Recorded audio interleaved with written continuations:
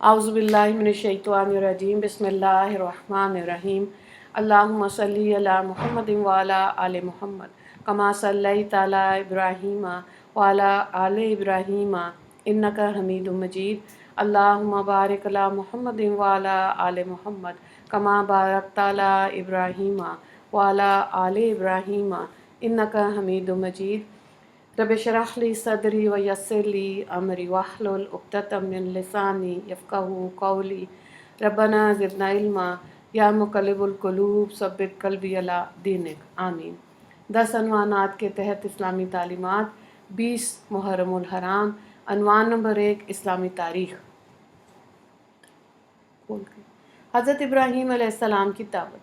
जब हज़रत इब्राहीम अलैहिस्सलाम ने अपनी कौम की शिर्क, बुत परस्ती, ज़लालत, गुमराही का मुशाहिदा किया तो इन्हें सीधी राह पर लाने की कोशिश करने लगे।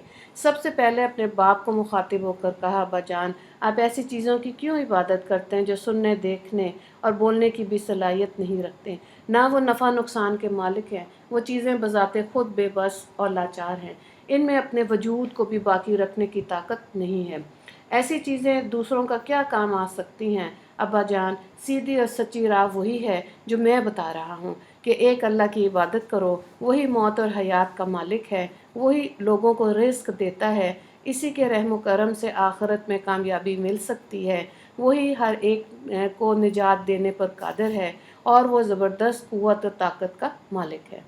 हज़रत इब्राहीम अलैहिस्सलाम ने इसके बाद कौम के लोगों को भी इन्हीं बातों की नसीहत की, मगर अफसोस किसी ने भी आप अलैहिस्सलाम की दावत को कबूल नहीं किया।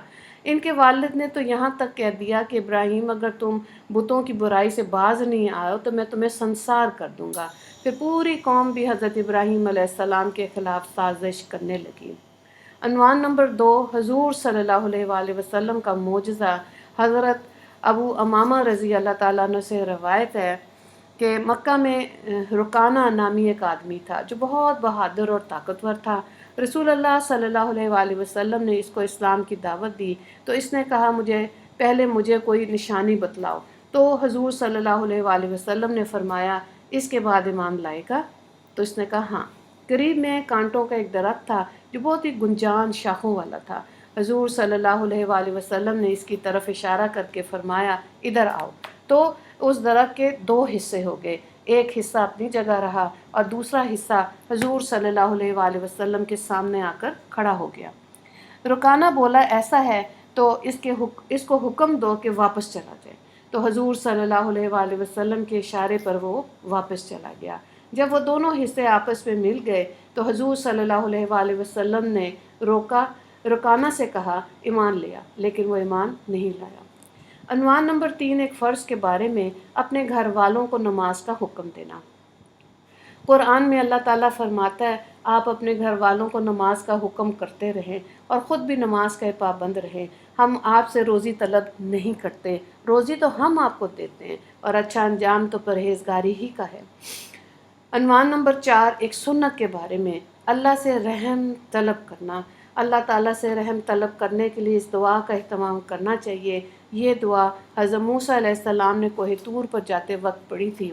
अंता वलियुना फ़ग़फ़िर लना वरहमना व अंता खैरुल गाफिरीन। तर्जुमा, ए अल्लाह, आप ही हमारी खैर रखने वाले हैं, इसलिए हमारी मग़फ़रत और हम पर रहम फरमा, और आप सबसे ज़्यादा बेहतर माफ़ करने वाले हैं।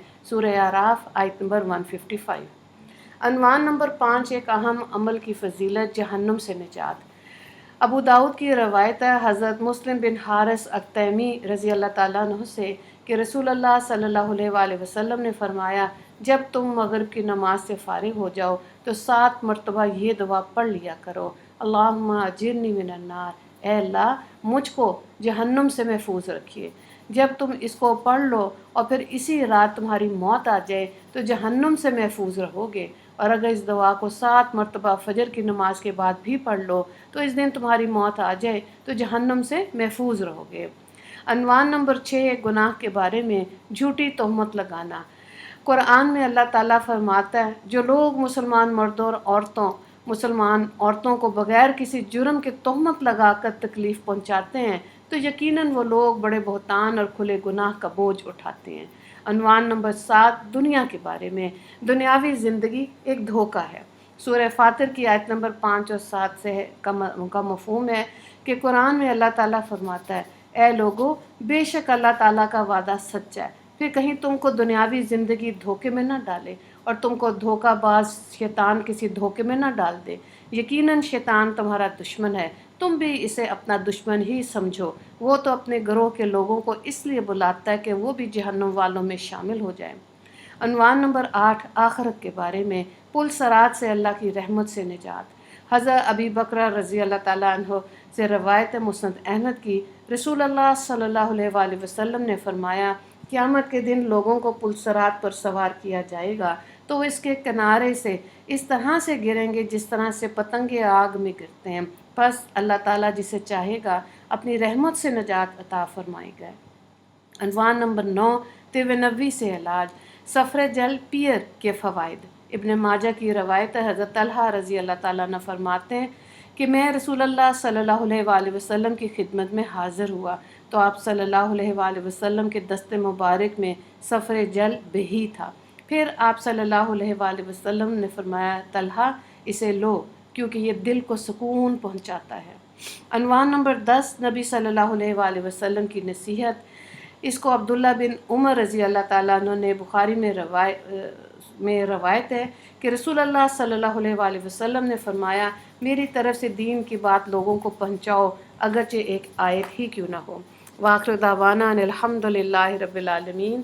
اللہم اغفر للمسلمین والمسلمات والمؤمنین والمؤمنات۔